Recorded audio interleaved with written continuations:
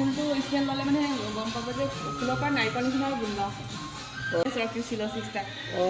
পাত থকা মানুহবোৰে পাতৰ পৰা নিজৰ খাদ্য প্ৰস্তুত কৰে যিহেতুকে ইয়াৰ পাত নাই নিজৰ ৰোডছৰ পৰা ফুল সংশ্লেষণ কৰে আৰু এইটো হ'ল ইপিডেণ্ড্ৰম ৰেড আৰু মাজৰ অংশটো চালে মানে তাৰ চৰাই পাখি মেলি উৰি থকাৰ নিচিনা এইবিলাক হাইব্ৰিড নেকি ন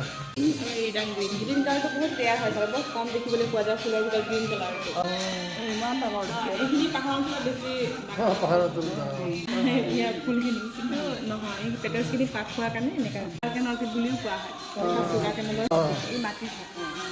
আৰু এই গোটেইখিনি নাৰ্চাৰী প্লাণ্টছ এইটো জেমিয়া বুলি কোৱা হয় দেখাত মানে টাইগৰৰ নিচিনা চিনাক্তকৰণে লেবেলামৰ পৰা হয় যাৰ এইটো সোণীয়া পিংক বহুত কমন মানে ছোৱালীয়ে ফ্ৰক পিন্ধি থকাৰ নিচিনা এটা বাটাৰফ্লাই চাবৰ কাৰণে মটৰটো আৰু মাজৰ অংশটো চালে মানে বাঘৰ মুখখনৰ নিচিনা চৰাই বাৰ্ডলেছ